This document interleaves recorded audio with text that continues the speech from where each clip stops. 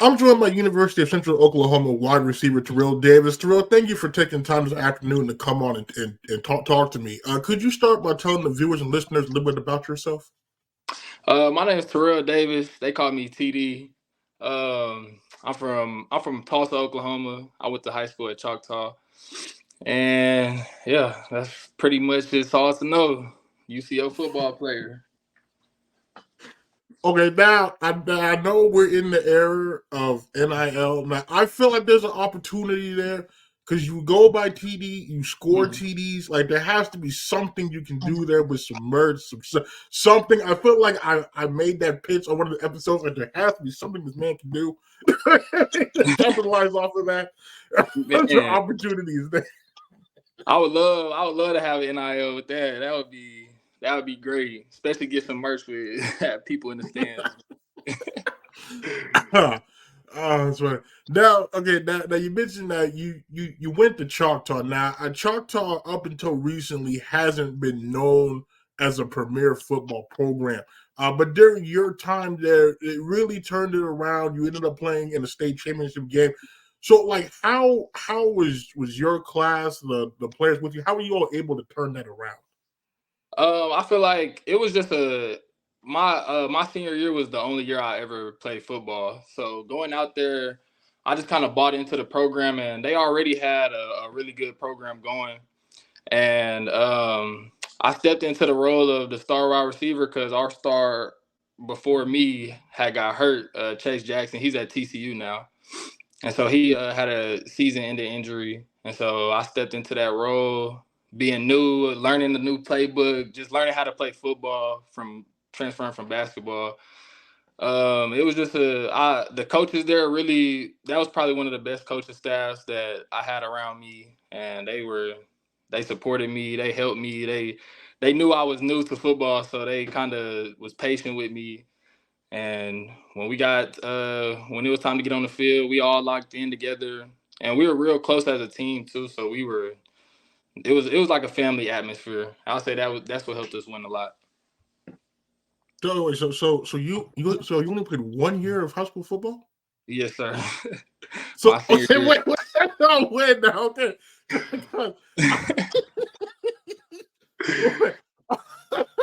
Okay, so uh okay, this is news. Okay, so what made you decide your senior year? So you know what, I'm gonna give football a try.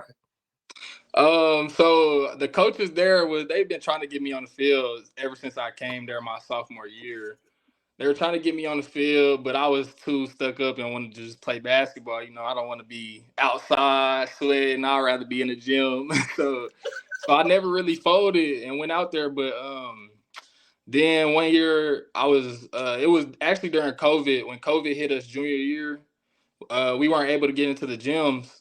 So the only other option to do anything like physical wise was the football field. And my close friend Jordan Mukes, he went to OU. He's at ACU right now.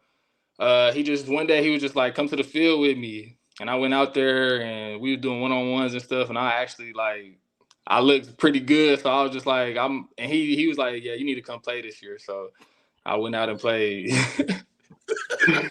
and it worked in my favor. So Okay, well, okay. So what was the most difficult part of the transition from basketball to football?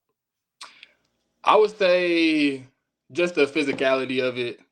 Like going out, basketball, you don't really get tackled and hit, but in football, you got to go out there and you put your head down. But I was always a physical basketball player too, so it kind of wasn't that hard of a transition, but it took some getting used to for sure. And like I guess, how long did it take you to really feel comfortable as a football player compared to a basketball player?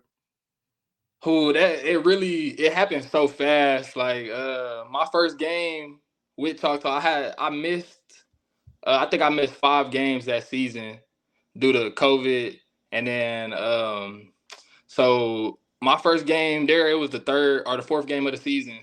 I scored the game winning touchdown. So it was like that kind of gave me a big confidence boost, and just every time I went out there, like I always have a mindset to go just do my best and work hard. So anything I'm doing, I'm gonna work hard at it. And I just went out there and it started feeling. I started feeling the more natural towards like the middle of the season after I got a couple games under my belt. Now, what I found interesting, the way that they utilized you, because you were in the backfield, you were split out wide. So, like with it, this being your first time really playing, how did kind of learning those different roles? What was that experience like? Because you haven't kind of learned the game, but then kind of learning how to play it out of multiple different spots. Yes, it's still my trainer to this day. He was my receiver coach at Choctaw. He still trains me to this day. He really was patient with me and he helped me understand. Like I kind of get a lot of stuff easy. Like I it's kind of easy for me to get like plays and just learn the playbook and stuff. So when I went out there, if I did mess up, they wasn't just, just bashing me, getting on me hard. They'll take it easy on me and, tell me they know I'm new at it. So they'll take it easy. And I feel like that made it it made the load way less on me for them doing that. So it kind of helped me out a lot. And another thing I found that was very impressive because you were able to make plays and catches in traffic that normally bigger receivers make. How are you able to do that? I would say I think it's my mindset, honestly. Like I don't think anybody can. In my mind, I work harder than a lot of people, so I don't think nobody can just outperform me on the field. That's just my mindset. So like when I take it, that's coming from all the way from workouts now. Like I'm doing workouts now. I'm working every day just to make sure I'm outworking the other teams, other receivers, other DBs, and just like with that in my head, like that gives me the confidence to go up and go make a contested catch or like it doesn't fear me to go make a catch in traffic. And now, because now it's kind of crazy. Your first year, you will make it all the way to the state championship game. Talk about what that experience was like, because I'm sure at that point you had to be feeling like, okay, this was a fantastic decision. Yeah, it definitely was. It was really like a dream. Like it all felt like a dream. Like we were a team that nobody really expected to go far. And then once we got towards like the end of the season and I'm playing my best, offense is playing their best. Our defense, I honestly think we had the best defense that I've ever seen. And they could lock down anybody. So when we play Bixby and like we never feared anybody. Like we go into every game and we honestly think that we can win. And so when we used to go to like when we played Stillwater in the semifinals and we beat them by a game-winning field goal, like it was like a surreal moment. Like it was like we going to the championship. No, Choctaw hasn't been there. I think we were the first in 60 years to go to a championship. And like even though we didn't win it, it was still a good experience, and I'm blessed for it. And it helped me get to where I'm at today. So when you look back on your one season within the Choctaw football program, what kind of sticks out to you the most? Um, I would say just how good I did. Honestly, like I didn't expect that. I was just a basketball player that was hoping to get some offers in basketball to go out and play football, and it was just like I would say the most is just getting my college paid for was the most important thing, the best thing that happened to me that year, because that was always a real dream of mine just to make it to college, and because nobody in my family had did it, so I wanted to be the first one, go to college, and I'm getting it paid for, so it can't get any better than that. So you mentioned getting your college paid for was a dream for you. So now missing the early part of your one season, kind of what was the recruiting process like, and how did you decide UCO is where you wanted to be? I feel like recruiting came easy because of my coaches. I feel like the Choctaw coaches did a great job of recruiting, helping us get recruited. My senior year, we had I want to say almost every senior that started went to college that year and got a scholarship that year to go to college. And but missing my first 3 games, it was kind of like it had me down a little bit because I'm like, I ain't never even played football before, and I'm already missing, a big part of the season. And so it kind of had me worried about it. But my coach, Coach Brown, he just kept my head on straight. He was the one who really helped me just stay focused and not really worry too much about anything else, but just going to go play football. So after after I think I want to say my second game, I got my first offer, and it was from Fort Hayes, and that was just like a big moment for me, and it kind of just helped kickstart my recruiting and got me all my other offers too. So, first of all, that's pretty that's pretty impressive. At the second game, get an offer. What was it about UCO that made you decide that this is where you wanted to play your college football at? I would say it was more about being close to my mom. That's my rock. She's with me through it all. She comes to all the games. She supports, and like just having her being able to be in the stands, knowing she's in the stands, like that means a lot to me. So that was a big part of my decision. And the coaches that I originally came to UCO aren't here anymore. So, and that was kind of scary too, like not knowing who the new coaches were going to be. But it actually ended up being a blessing in disguise. The new coaches that came in, they're all of them from top to bottom are great guys, and they really are a good staff that cares about the players. So it worked out for me. Yeah, I was gonna say because you come in and then you redshirt, which ordinarily I know some guys that were multi-year starters that kind of it was weird because now you went from starting to not playing. Yeah. But for you, I feel like that might have been an added benefit because you were able to learn maybe more of the nuances. You weren't, you were kind of set in like the slot instead of being in the backfield and then here and then here. But when that coaching change happened, because you had to be able to really prove yourself on the field. Mm-hmm. So what kind of what was that whole experience like? Kind of going from like I commit to these guys, there's a change, and now I have to prove myself to a whole different staff. It was of course. I feel like anybody going through a staff change is scary, especially somebody who redshirted and don't have like really any experience on the field yet. So it was kind of like a scary moment, but like I never really let it get too deep. I just put my head down. I'm just gonna work. I'm gonna outwork anybody. So it's like, and they see it, like this coaching staff, they see it, like they know that. So, and that really helped me get on the field. Like I think what helped me get on the field first in spring ball was just me blocking, like just blocking, not even catching the pass or anything, just blocking. And Coach Doral, he loves that. He loves a blocking receiver. And so when I did that, it helped me get on the field. Then I started being able to show like I can catch, I can run good routes, and just I could do all the little stuff right. Yeah, because it's funny you mentioned that because when I first talked to Coach Curlee, he said flat out if they can't block, they're not going to play. So he's saying that's what caught their attention. Just kind of hammers home that point. But so you work your way onto the field. What was that first college game like for you? It was kind of like it was a good moment for me. Like just being able to be on the field again and feel the atmosphere and not be on the sideline, just red shirt watching. And so being on the field, it was a good experience, and like I'm just blessed for it. I couldn't ask for anything else. I'm thankful for the coaches. I'm thankful for God putting me in that position.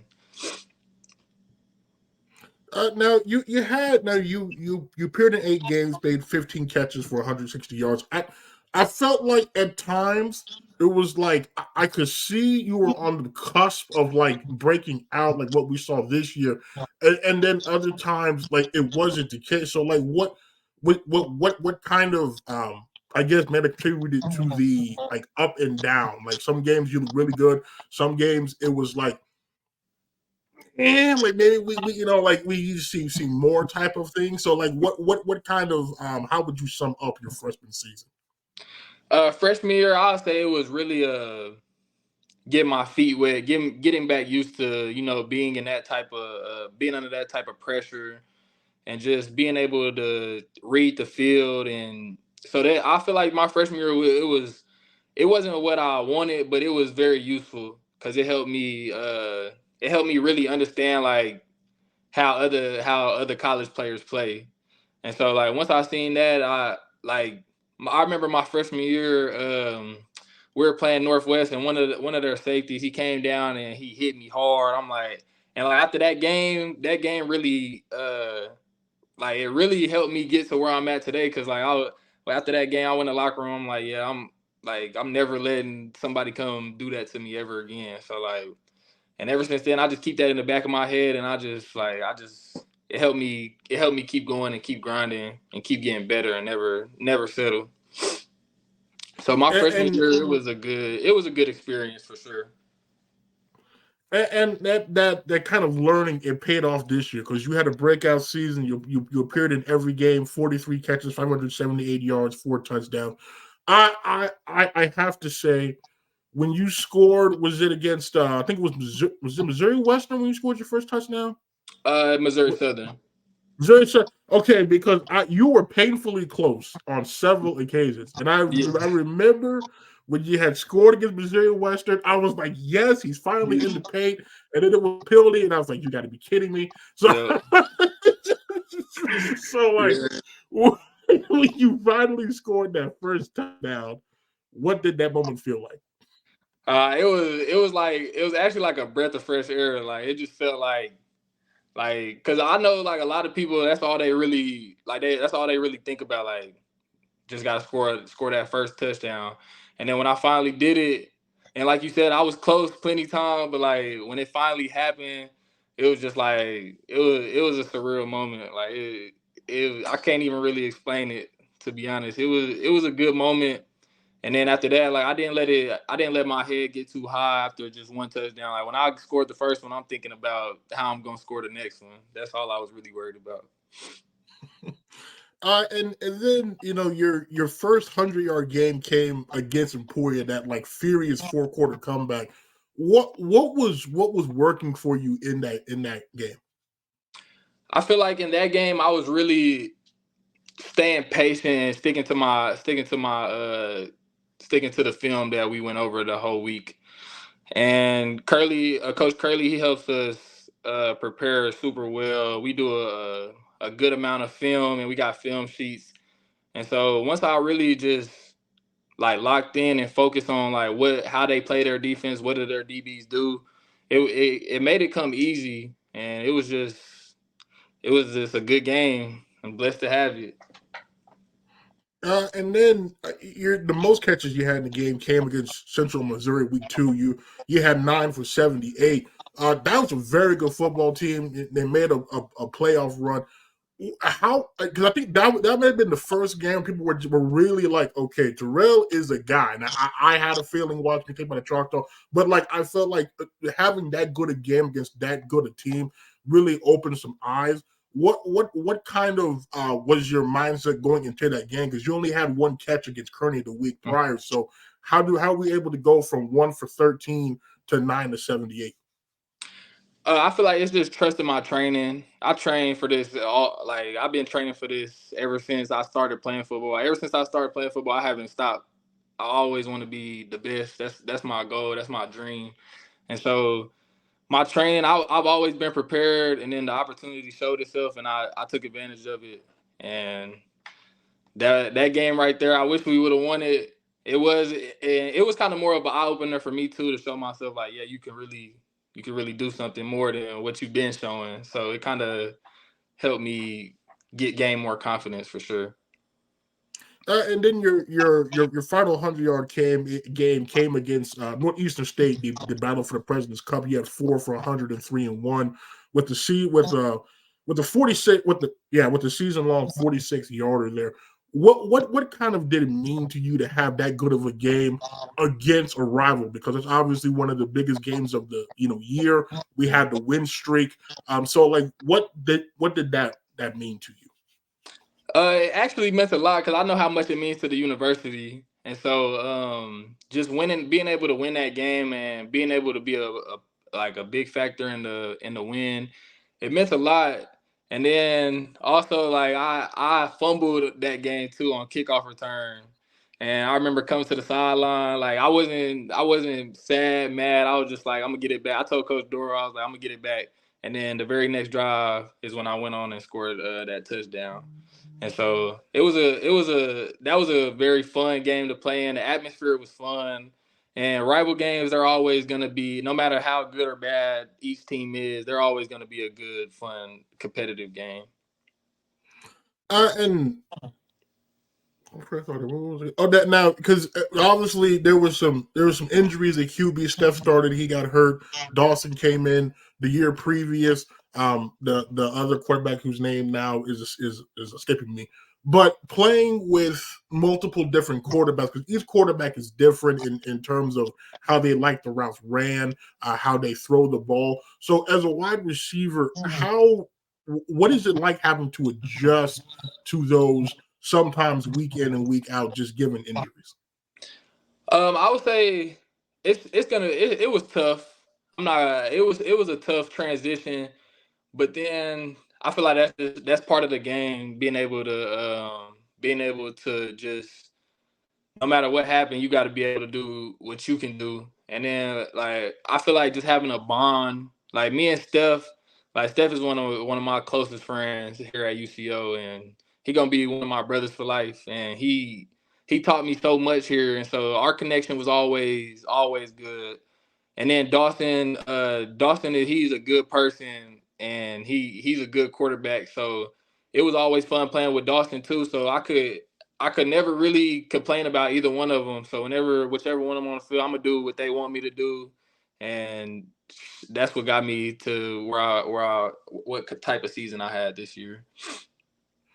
And so when you look back on your sophomore season, did it meet your expectations, or do you feel like it kind of fell short of your goals? I feel like it fell short for sure. I always aim for the stars. And so it wasn't what I wanted to happen, but it was definitely a great season.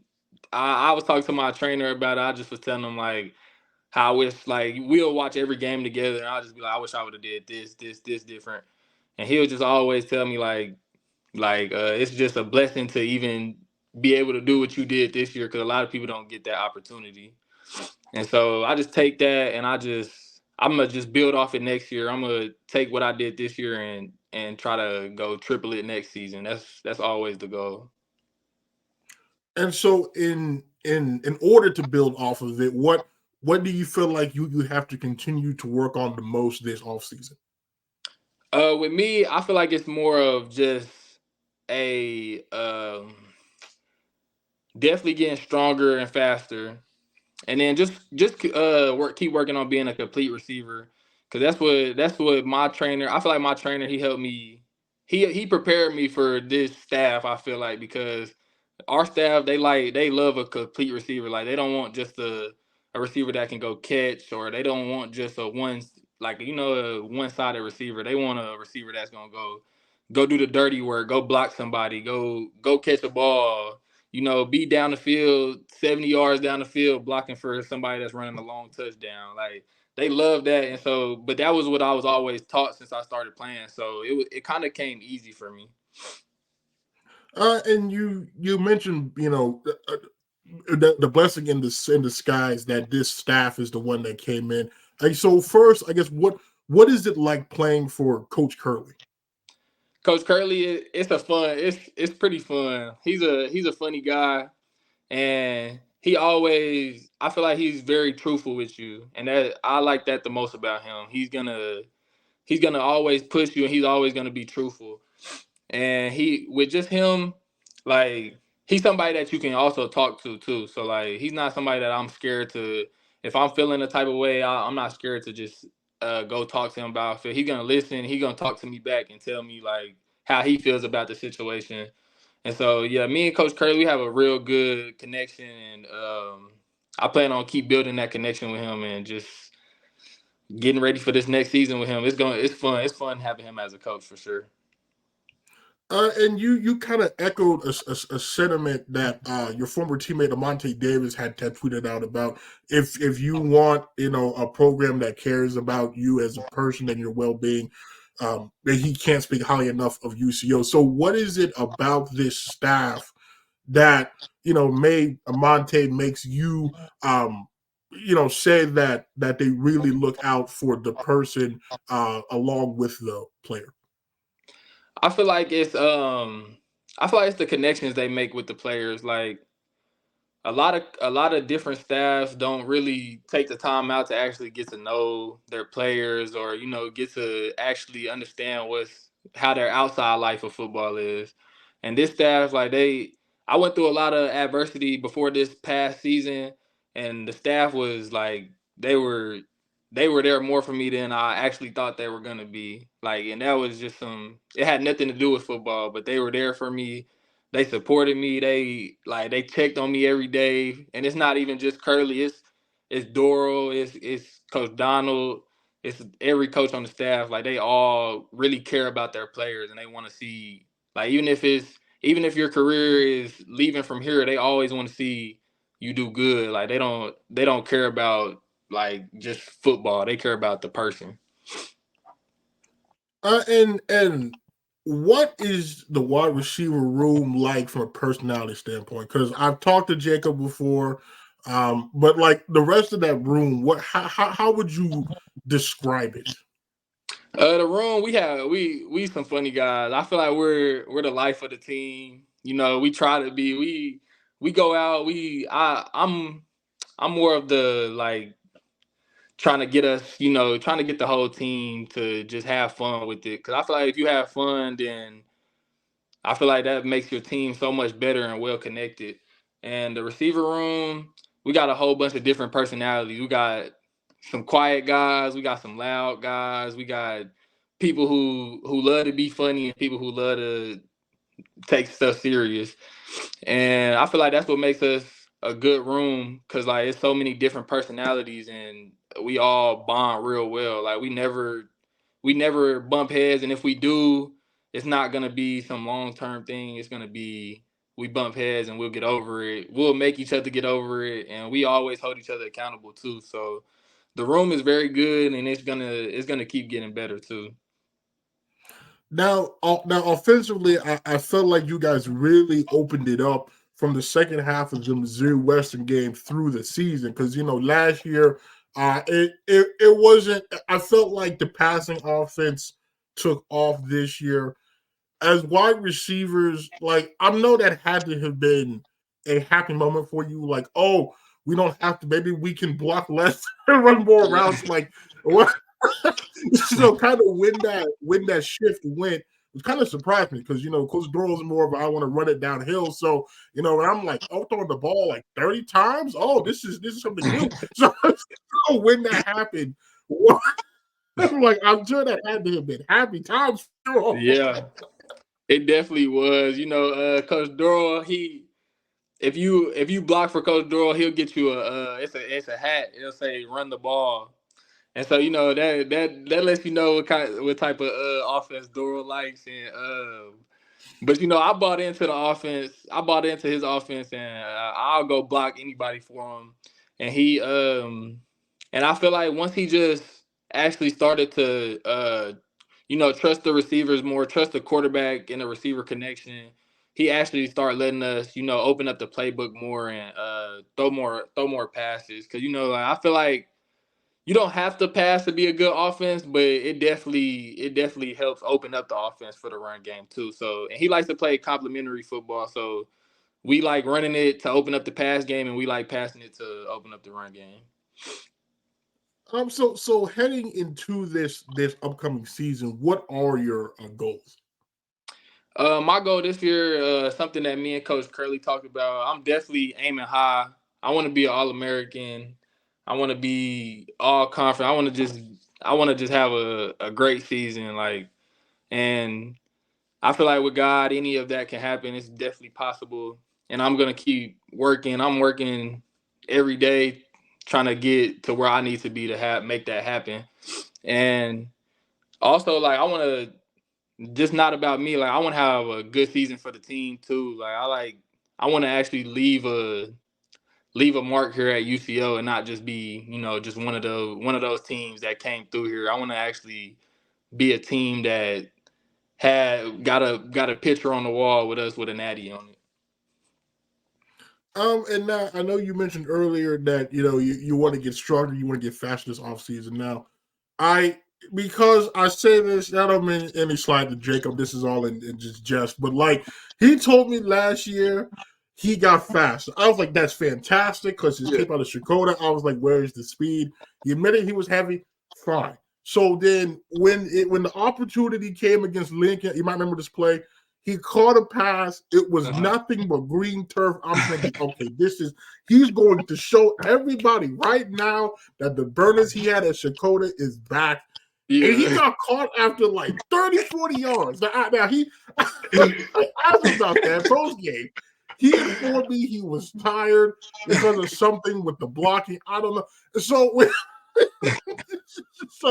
when you go for speed training, take that man with you. Nah, yeah, it's actually funny you say that because I actually just started taking him with me with my trainer too, and that's all we do is a lot of speed work. So I'm already on top of him, and we gave him a hard time for that too. After the game, Coach Doral, he gives him a hard time for it. We all we have a good laugh about it. Oh, okay, that's good. I was like, bro, how you gonna say you got faster? Oh, that was too funny. Okay. All right, very good. Very good. Oh, that's funny. Before we get you out of here, we do this with all the new guests, kind of some more get to know you type questions. Your favorite sports team can be any sport. Oh, my favorite sports team, it has to be the Golden State Warriors. Steph Curry is my all-time favorite player. And I love watching them play, honestly. Even now that they're not still a championship team, I still watch them every day. Yeah, and that's the only play. Sorry, what'd you say?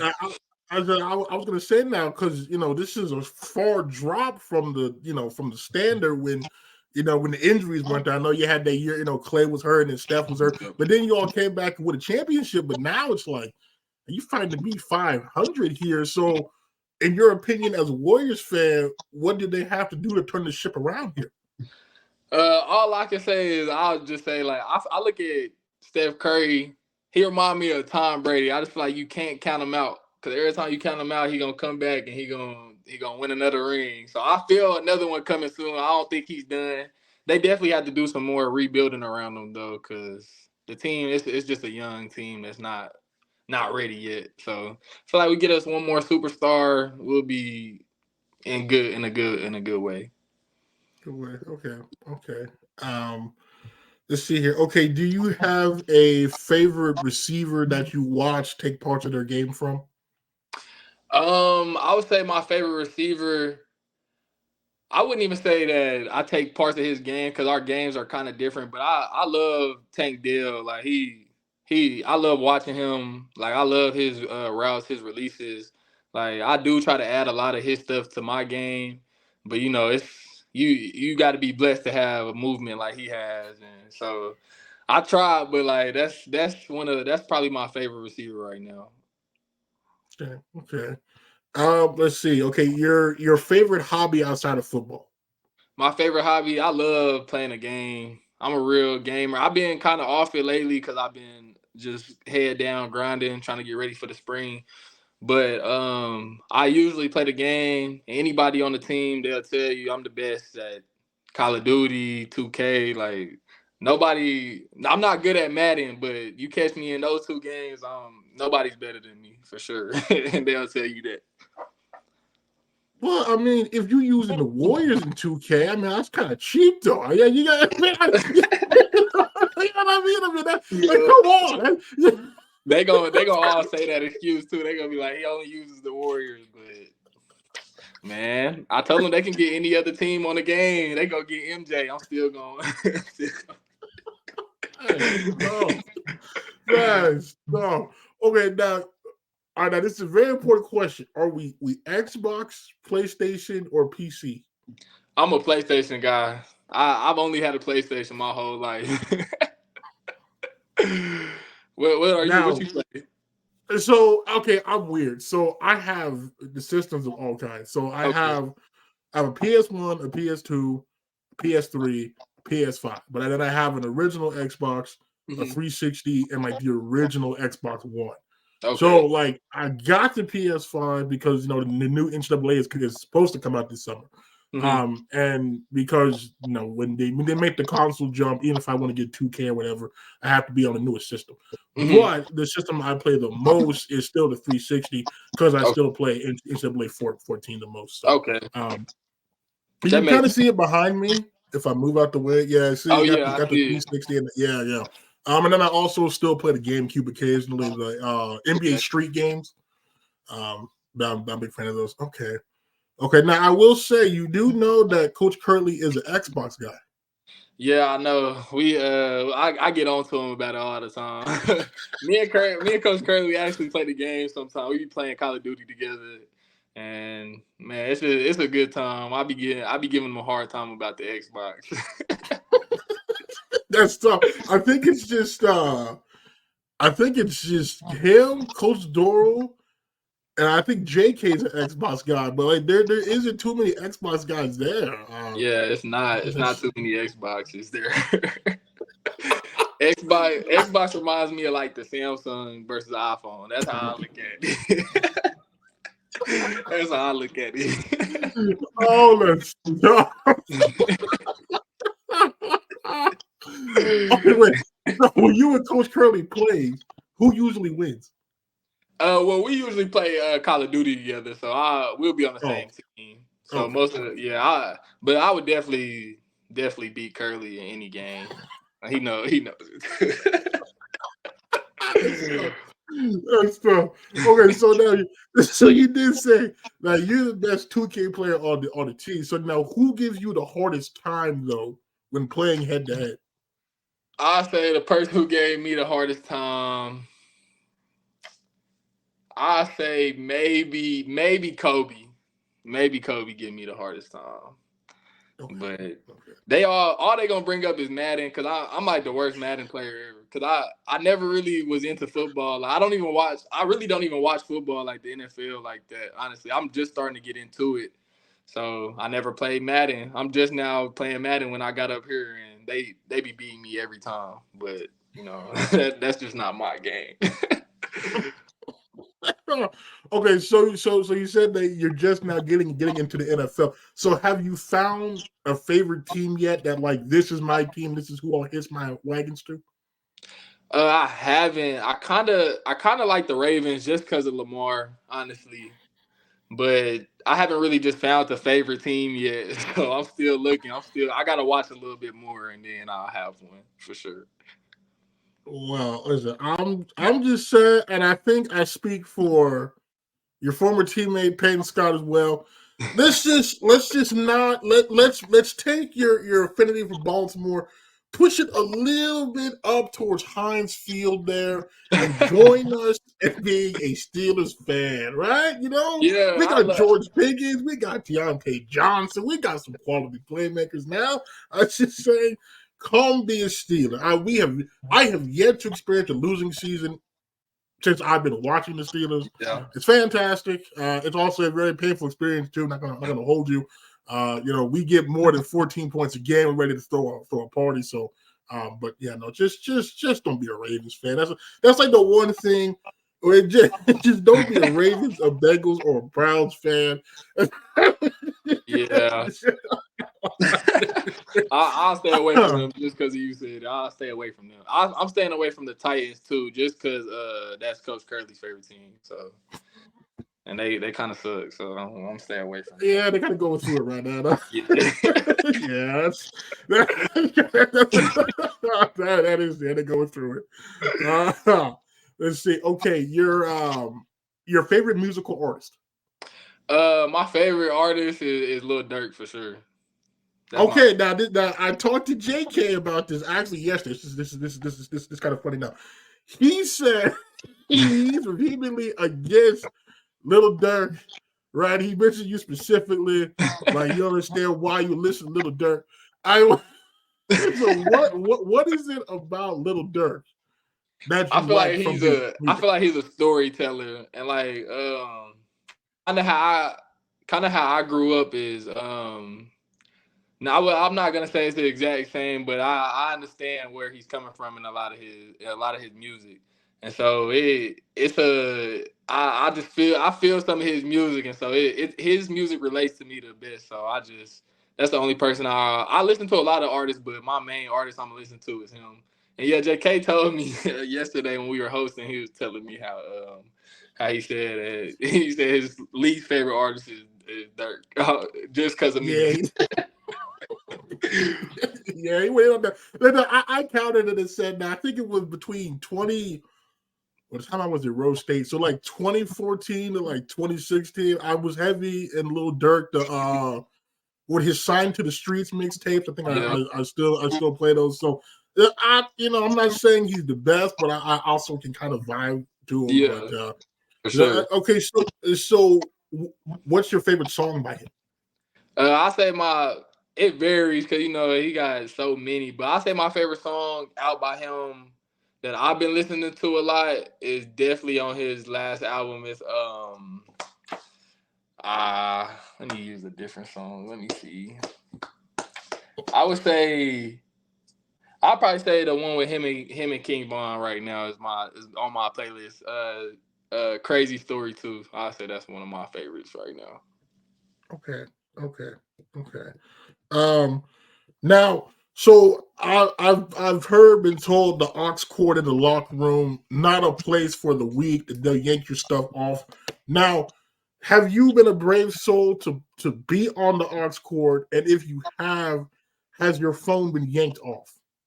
Yes, I'm on the aux, and the thing about me, everybody in the locker room know if I'm getting on the aux, it's gonna be Durk. So they kind of already prepared for it. So I think my phone has got taken off maybe once, but usually I'm not allowing that. I'm gonna play my Durk in the locker room.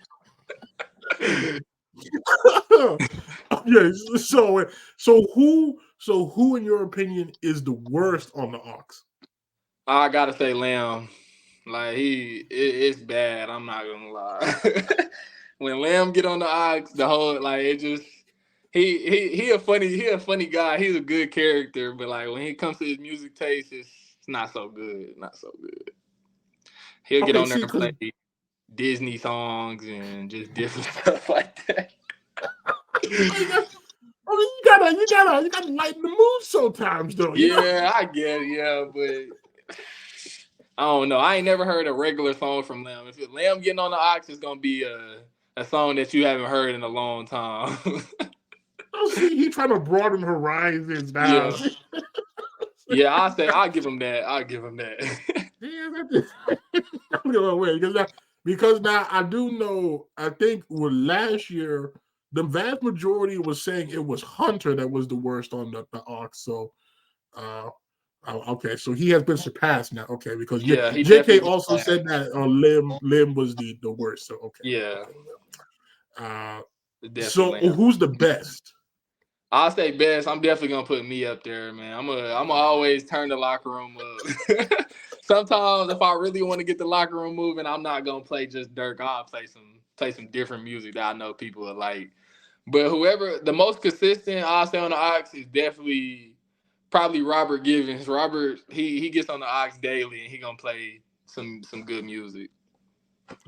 Okay. Now I want to verify this because What might have been last year, the year before. I think your former teammate Bryson, and I think there was two more people that said during one morning workout that year that your former teammate Jace Gardner was playing some like the R&B Drake. Yeah. Now, so so now, is there a certain threshold of like hype music that needs to be played during the workouts? Because that obviously was not taken too well.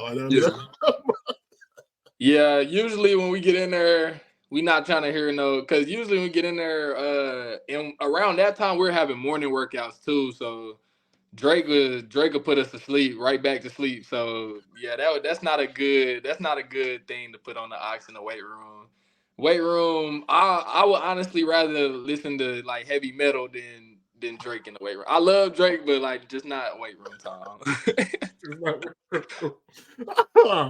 Oh, that's great. That's great. Let's see. Okay, so now in terms of gear, who is the swaggiest receiver in that room? Oh, okay. Now, okay, I would say I'll have to give it to Jake probably. Jake or I'm gonna definitely go with me all time, but my drip is I like subtle drip though. Like I don't like doing too much. I like just having my little arm sleeve. You know, that's really all I do for real. But Jake definitely he got the custom cleats. He got all the good gear. So I'll give it to Jake for sure. Okay. Now, I do know now because you mentioned the sleeves. Now, I know there's some maybe say it's kind of soft because you're trying to avoid the turf burns. I know Yeah. Hunter's big on that. Uh, so, how would you respond to those criticisms that like it's not because I'm soft, it's just because maybe it brings out the fit. Yeah. Me, I do it more fit wise. I don't if a turf burn, it don't really affect me too much. I done had a lot of them, so like I do it more for the fashion part of it than protecting me from the turf burn. If I was trying to protect the turf burns, I'll wear sleeves, leggings, I'll wear all of it. That's great. Let's see. Okay, you have any pregame routines or rituals that you normally do? My pregame is always talking to the Lord, always making sure I'm right with Him before the game, and then I don't want it to sound bad, but then after I talk to the Lord, my pregame songs I only listen to King Von before the game. So that's the only person I listen to. I got a whole playlist with just him on there, and that's my pregame. Like I don't know, he made me tap into a different mindset. Like a really like it's go time. Okay. Now this is news because most will say NBA young boy, either the baby or little baby. Now Yeah, I just figured it was going to be Dirk because yeah. that seems to be your guy. So Mhm. so why not Dirk in pregame and King Von instead? King. So originally King Von was my favorite rapper until he passed, and then it's not that much music being made. So then like I kind of shifted over to Dirk because Dirk was already one of my favorites anyway, and so Dirk just ended up taking that top spot. But like King Von, like, his music is just like it's really hype music. Like it's gonna get you into like Dirk. He got a lot of more slow songs. He do got some hype songs, but every song you get from King Von, like, I literally type in his name and just press shuffle. Every song gonna go turn me up. Okay. Let's think here. What else? Oh, your favorite food? Favorite food, I definitely gotta go with steak. I love steak. That's if I go somewhere and they got a good steak, I'm gonna get it for sure. Now, are we eating the steak rare, medium rare, or well done? Definitely medium rare.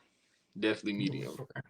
Okay, okay. See, and now I say it because I've said it before and it been flamed for it before, so it is what it is. I am one of the rare people that like a well done steak. I've been told that's just a crime against steak everywhere. I feel like it is. I'll do the time. I like a well done steak. I feel like it's taking the. I feel like I think that's why I like steak the most, because it's like the texture. I like the medium rare with a little bit of pink in it. It brings it out. I feel like it brings out the flavor for sure. Okay. You have a favorite cut of steak?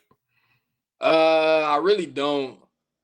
No, I like any steak. I'm really like my mom calls me a carnivore, because I eat a lot. And whenever we go out, I'm gonna eat steak, a burger, like anything it's gonna go.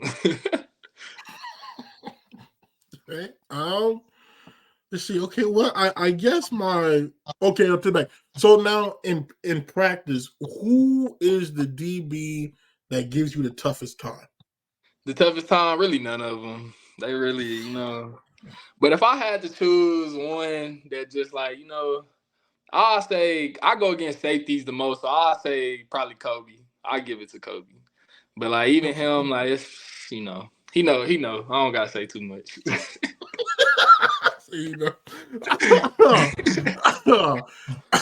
That might be now. Speaking of safeties, because now Mosley is self-proclaims he's the swaggiest player on the team. Would that be an accurate statement? Yeah, I could give him top 5 for sure. I'll give him top 5. He be trying to put it on. I give it to him for sure. Okay, see, the fact you say try though would indicate that's not the case. Hey, I give him the E for effort for sure.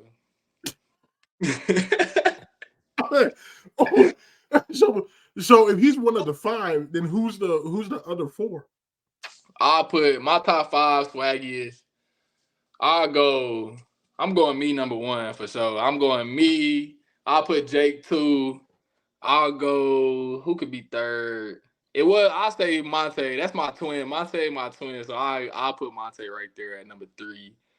4. I'm putting Steph up there. That's QB1. We gotta have Steph in there. And then I'll give J-Mo the 5 spot for sure. Again, give him something, not a pity. Like, take him a good guy. We'll throw him in there. I'll put him in the top. Oh, that's tough. Oh, that's tough. That's tough. Well, I guess my final question for you is: do you have a message to the UCO fans out there about what they can expect to see out of Terrill Davis this upcoming season? Yes, I can tell the fans to expect just my best effort. I'm gonna give everything I got every time I go out to the field. And how I look at it is time is running down. I got 2 more years left, and I'm gonna give it all I got for the coaches, for the fans, just for the university. And that's really all I can do, for sure. Oh, well, Terrill, I appreciate you taking time this very cold Sunday afternoon to come on and talk to me. I'm wishing you the best of luck this offseason into next year. And any other time you want to come back on, just let me know, and we're happy to have you. Yes, sir. Thank you for having me on here. I appreciate you. No problem. Thank you, sir. Yes, sir.